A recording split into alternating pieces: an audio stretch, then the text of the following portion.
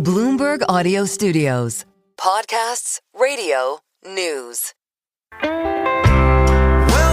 this is a farmhouse. We have cluster flies, alas, and this time of year is bad. Investors today can gain exposure to any asset class via ETFs.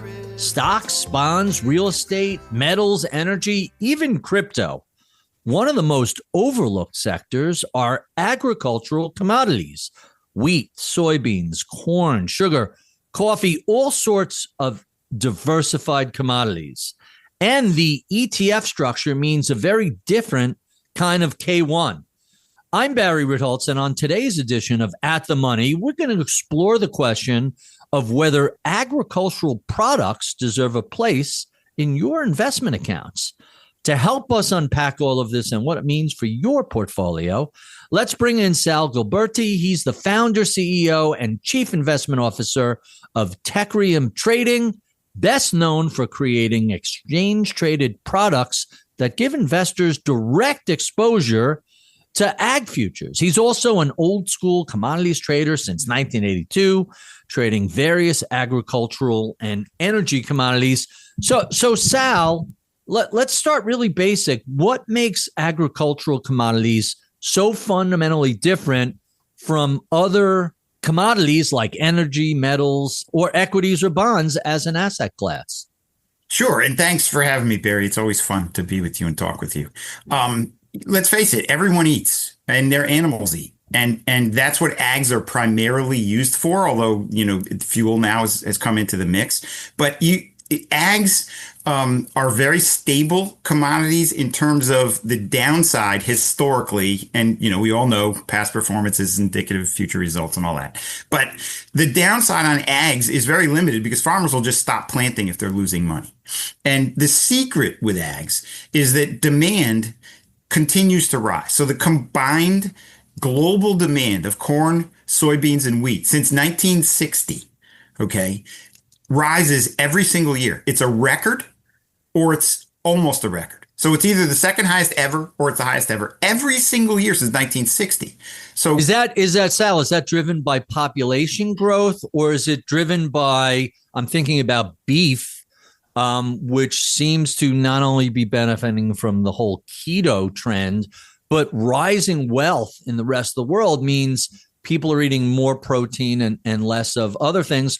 What's the underlying driver of increased demand for commodities? You just hit it. Okay. It's basically, the underlying driver is a rising population, and more importantly than that, a rising middle class. The people that rise from the bottom to the next level. Okay. So if you look up people who are in sustenance living, which they used to be defined as, I think, less than $10 a day, $10 equivalents a day of the moment they rise from that, and there are hundreds of studies on this, they increase the protein in their diet. They increase eating meat. That's what they do.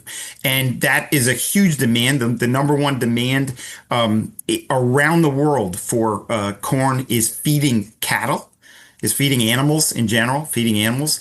The second highest demand is for fuel. So, corn goes into ethanol and corn goes into, soybeans go into biofuels. And so what happens is the rising global population, the rising middle class, the growing middle class, which has become huge, by the way. I think as a percentage of the population, we're in our lowest ever percent of people in the bottom rung. That's amazing. Does this mean we're going to see beef, BEEF, ETF from you sometime soon? No, it's really hard. To get people to think about ags is really hard. It's amazing to me. We always say corn is in everything, right? Yes. So number one use is feeding animals. Number two use is ethanol production. So it makes starch, right? If you use paper, you're using corn. People don't realize that. So it's literally impossible for anyone anywhere on planet Earth to not be using corn every single day, either directly or indirectly. It's not possible. And people don't understand that. It's a vital commodity. And so going back to your original question, I believe, it's a commodity, so it's volatile, but it has this floor because governments around the world subsidize food production. They subsidize their farmers because you don't want your populace to destabilize because they're hungry and you lose power. So everybody subsidizes their farmers. So farmers get used to operating at break even. And that actually is I think you've mentioned it, the golden grain cycle. We can get into it, but grains kind of flatline to get used to trading there. And because that demand is very basically static. It's not a dynamic demand. It's just always growing. It doesn't really fall significantly. When there's a disruption, which 99 times out of 100 means it doesn't rain somewhere critical, and 1 time out of 100 means there's a war, there's a political upheaval, and the transport of grains, the access to grains might be limited. They explode higher. They go higher really quickly because people are afraid. Huh. That's really interesting. So you mentioned the golden grain cycle. Walk us through what that means. Where is corn, wheat, soybeans in that cycle today? Sure. So golden grain cycle was developed by Jake Hanley, or I think you know him very well. And we looked at it and said, because we just looked at the spot continuation. So the continuation price of the front month of futures over time. And the bottom line is on corn, as a prime example, between $3.50 and $4 over the last 17 years. Okay, actually approaching 19 years since the Renewable Fuels Act 2007, 2008. Corn doesn't go below that. I think it's traded, a few weeks under $3.50 in the last 19 years. I can tell you that corn has only traded under $4 4% of the time in the last 5 years, sorry. So in the last 5 years, corn has only been under $4 4% of the trading days. So clearly the break even is between 350 and 4 and closer to 4 right now. So if you see corn down at, near $4, you kind of, based on past history, are saying, oh, wait a minute, I have limited downside. And in the last 19 years, 3 times corn has doubled from that price. Okay. And twice because of a drought and once because of the war in Ukraine, which was preceded by a drought in the upper Midwest and problems with China grain production. And so wheat production. So you had a wheat problem that kind of started the rally, and then Russia invaded Ukraine in 2020 and everything went bonkers, or 2022, I guess. Everything went bonkers. The rally started in 2020 in wheat, and then it went to the whole grain complex. So if you've got an asset, and you say to somebody, I've got this asset that trades at X. And when there's a supply disruption every 4 to 7 years, it goes to 2X. And then it trades back down to X. And then, repeat, lather, rinse, repeat. So stage 1 of the golden grain cycle is trading sideways, X. Stage 2 is going to 2X. And stage 3 is going back to 1X. So it sounds very much like these are trading vehicles that you're looking to take advantage of these disruptions, such as war or droughts. What are the other variables investors should be aware of? Obviously, weather. The war in Iran sent fertilizer costs skyrocketing. I've been reading about farmers complaining about that. And then government policy. I'm watching. I've been a big fan of both Harry's Farm and then Clarkson's Farm on Netflix. Both of them complaining about policies in the UK, which are now taxing farm estates and taxing fertilizer and taxing everything from tractors to what have you.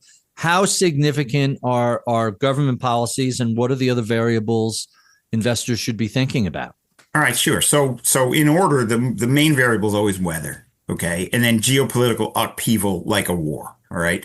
And it's like what happened with wheat when Russia invaded Ukraine. Between Ukraine and Russia, they're over almost 40% of the world's exportable wheat supply, and everybody was afraid it would get locked in. Well, it didn't get locked in. So you had this price spike. And the reason price spikes is because you run out of grain. Right? Remember, you plant grain in the spring, it grows all summer. There's a big pile at harvest in the fall, and then you take from that pile. The whole world's taken from that pile autumn, winter, spring, and summer, okay? Because it's still growing. It's not harvested yet.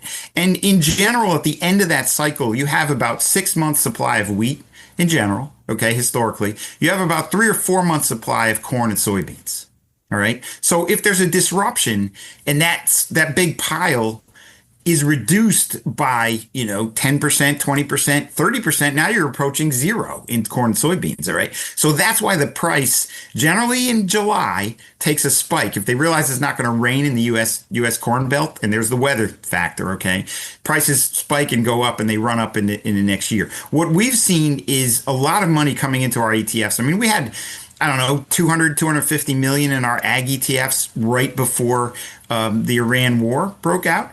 And now we have 800 million to $1 billion, depending on the day. Wow. But the price hasn't really gone up. The price went up maybe 10%. The reason is people are positioning for next year. The fertilizer story is a 2027 story. So farmers will fertilize mid-season, okay, around now, just to get, they call it side dressing, and that'll boost the yields. That's going to be cut back around the world. But a lot of farmers pre-treat their fields, especially corn farmers, in the autumn. They get ready so they can get in there in the spring and get everything down. So some of the fertilizer is either priced or goes down, gets laid down in the autumn for next spring. If the fertilizer price remains high in the autumn or the availability remains limited, you will affect next year's yields. And I think that's what investors have done. And back to your point, if it's a tradable product, it's more a strategic allocation. Because these doubles that have happened prior to now, and again, it's just historical, not making any predictions. You can't, we're not allowed. But if you have to be pre-positioned, and I think investors are saying, well, wait a minute. If I stick 1% of my portfolio in corn or beans or wheat or whatever, it's my downside is pretty limited based on history if I'm buying within 10% of the break-even price. And my upside is like 90% based on history. Okay. And it's going to be stable because assuming, setting aside the 1 or 2 days every couple of years that are black days, those black days where everything goes down, grains really remain stable in their portfolio stabilizer. Huh. And so people are kind of layering into trying to say maybe the stock market's frothy, maybe I'm getting a little too risky, bonds kind of move in tandem with stocks. What am I looking for that has, a lower correlation? Everything's correlated on certain days. Grains have some of the lowest correlation around besides natural gas and sugar. Huh, really, really interesting. One of the thoughts I always consider when I'm looking at agricultural products or commodities is as a hedge to inflation. Prices go up on food, prices go up on key commodities. There are a lot of different ways to hedge inflation. Owning the commodities that go up is a significant aspect of this. How do investors use commodity ETFs as an inflation hedge? They do. I think when people see inflation coming or feel it coming, and any commodity, we're grain focused, right? But any commodity, if you see down at its break-even level, and it's really, you don't have to be an expert in that commodity. Look at a chart. Look at a long-term decade or two chart. Wherever it flatlines, it's usually at around the same number. That's your break-even. That's your futures equivalent break-even cost. Everybody can see those charts. That's when you might want to layer in because your downside based on history is limited and your upside, you can move steadily up with inflation, which we have. Again, that break-even price of corn used to be $3.50. It's clearly around $4 now, maybe a little higher. Really, really interesting. The first time I ever heard of a USDA crop report was frozen orange juice futures from the movie Trading Places.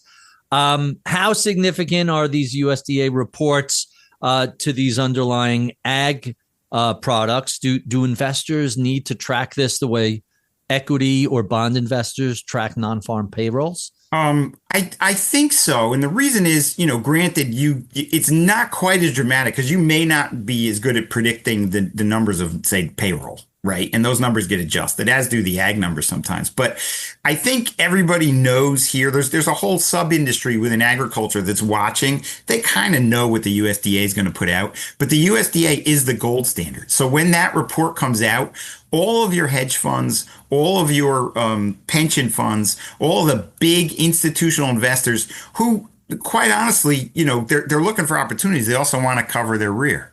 All right. So if you've got the USDA as your gold standard, you just follow that. So if the USDA confirms what everybody else already knew, okay, fine, you're a little late to the game, but you're probably going to be okay anyway. So yeah, those reports are really big. The scary thing, Barry, you and I can probably both relate, is when we give speeches now, and I say how many people have seen Trading Places. Far more than half the room now has a blank look on their face. Nobody under 35 even knows what the movie is. Really? No, it's my awful. God. It's just that I'm genuinely shocked at that. We require our interns to watch it. You got to watch it. It's Eddie Murphy's. It could be his very best movie. I think so too. So you mentioned earlier drought. We talked about war. Given the rise of prediction markets, everybody's trying to figure out what's going on. How much of information about either weather or geopolitics or whatever, even a poor harvest, how much of that is already embedded in crop prices? Most of it is. The one caveat, again, as I've referenced earlier, if you get a drought in the U.S. Midwest around July or August, which is what they call kernel fill and pod fill. Okay, it's when the corns get their kernels and when the soybeans get fill their pods. If you're too dry and hot in that period, it hits hard. In the U.S. being the world's second largest producer of both those commodities. Now we're exporter. We're second to Brazil now.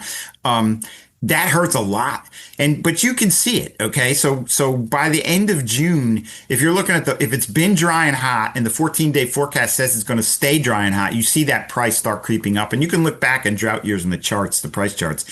So it gets built in, but you don't know how bad it is until harvest. So you kind of, in drought years, you get this slow dribble up. And then when you get confirmation in autumn and late autumn, then you get that wintertime spike up. Seasonally, though, the corn low is there's double low. One is at the middle to late August is a good time to look at layering corn in if you're so inclined to do that to your portfolio, because that's when people have a really good idea that the crop's going to be good or bad. And then October 1st is actually when you do a 20-year smooth or 30-year smooth seasonal. October 1st, the first week of October is the cyclical low. The actual absolute price low often occurs in August. So August, when you get a good read on the crop, it rained during that critical time, everybody's happy. And then October, because the whole big pile is on the ground, everybody's feeling comfortable. Those are good times to look at layering these things into your portfolio. Oh, really, really interesting.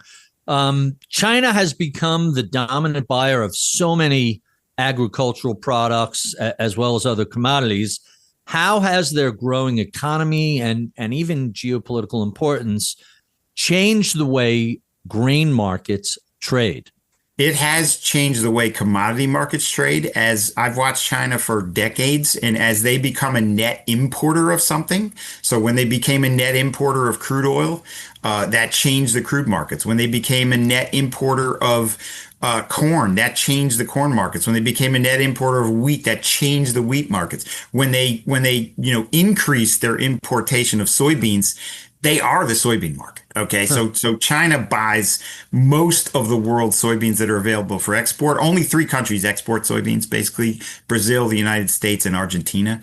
Paraguay is a little blip there, but you can't really see it on a pie chart. It's so small. And so those 3 countries, if they have an export problem, China has a problem, because China is the largest swine herd. They feed swine, soybean meal. And so they're gigantic importers of soybeans. So yeah, if China imports or not, the interesting part is, soybeans, they've kind of maxed out, but on corn and wheat, every year, if you look at long-term trends, they increase how much exactly. It's just like oil. The amount of oil they import just keeps going up. Really, really interesting. Given the role of China, the rising role of China in commodity imports, what was the impact of all the mayhem the past year with tariffs? Did that have a significant effect on how much U.S. grain farmers were able to export?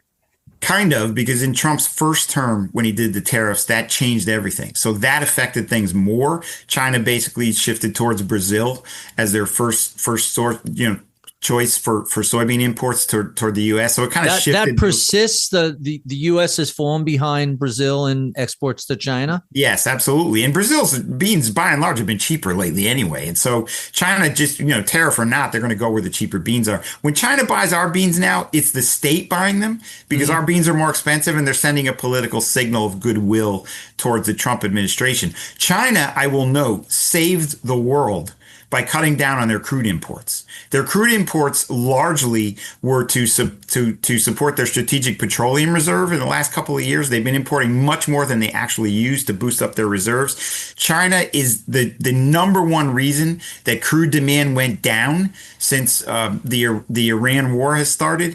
And China has saved the world. China saved energy prices. Everybody said $150, $200 a barrel. Right. If it weren't for China cutting back on their energy imports, we would have seen that. I think a lot of people in the United States underappreciate how aggressively and let's just call it clever China has pushed into alternative energy, everything from geothermal to solar to wind, Not a surprise. There's certain things that you can't replace crude oil with, but everything else they can. They seem to have really made an effort to do so. Correct. And don't quote me on this. I don't know for sure. We have to go look it up. But I think their fossil fuel usage is still going up. Like you can't do without. And the fact that, thank goodness, they were filling their strategic petroleum reserve versus actually needing the oil. So when the Iran-Iraq war, they're not going to pay a high price just to fill some reserves. So they just stopped importing all that crude, and that has helped us tremendously. Yeah, China is not doing this because they're advocates against carbon and climate change. They're doing it for strategic reasons. But let's talk about climate change for a moment. I know in New York, our growing season is longer. I know I'm a gardener, and there are certain plants that I can plant now that 15 years ago I was told, oh, there's no way that'll survive in New York. What does the changing temperature bands, the changing climate, what's the impact on crop yields? Is this a persistent upward trend? Is this going to help prices, or is this just going to create more volatility? I think more volatility because rain makes grain, and a warmer earth. Honest to God, rain makes grain. I love that. A warmer earth. Okay. The atmosphere, when it's warm, holds more moisture. And so you actually get more rain. So global warming has been really good for crops around the world. It's a really good thing for crop production. That might sound counterintuitive to people. Our phones ring off the hook when you get the occasional storm and, 1 million or 2 million acres flood out in the U.S. and you get the news, flying helicopters over, and as far as you can see, all these farms are underwater. And we get the call, what's that going to do to food prices? Well, they popped up a little bit, but you might want to sell the rally because we plant 400 to 500 million acres in the United States. You lose 2 million acres. No one cares in terms of the absolute price. The only people that care are those poor farmers who are underwater. That's it. And hopefully they have crop insurance. So everybody who's flooded out, less than 1% suffers, but the rest of the rain brings more crop, you're saying? Absolutely. Really, really interesting. We've talked about everything but technology. And I mentioned I'm a fan of Clarkson's farm and Harry's farm, and some of the technology, just looking at these tractors run themselves, like autonomous vehicles have been on the farms for years, long before any of the robo-taxis that are out there. What does improving technology do to agricultural productivity? Are we seeing precision irrigation, better seeds, higher quality machinery? What is this doing to production? What is this doing to quality? And what does this mean for price? It's by and large raising everything except the price. Mm-hmm. So thankfully, everything you just mentioned has worked perfectly because that, again, back to 1960, that rising global demand for combined corn, soybeans, and wheat. If you look at this, the supply line, it follows that very closely other than in a drought year. Okay, so except in a drought year, we generally grow as much or more than we need. And that's only because of genetic engineering of seeds, okay, of amazing technology where, tractors now, not only can they be autonomous, they used to run 3 to 5 miles an hour. All right. And you had to kind of guess at your fertilizer. Now they run 9 miles an hour across these fields, adjusting the fertilizer every 3 feet. Okay, based on the analysis in the soil, they've got these amazing laser weeders, so you can actually go over your just zap them without chemicals. Zapping these wheels, you can do stuff without chemicals, and there's more and more organic land being set aside for less chemicals. I mean, it's all so wonderful. All the technology it's a beautiful world when you look at agricultural technology. It's amazing. So to wrap up, anyone interested in having exposure to agricultural commodity products, whether you think the price trend is going to go higher or just as a hedge against inflation, check out some of the ETFs you can get that can give you exposure to wheat, soybean, sugar, or any combination of things. I'm Barry Ritholtz. You're listening to Bloomberg's At the Money.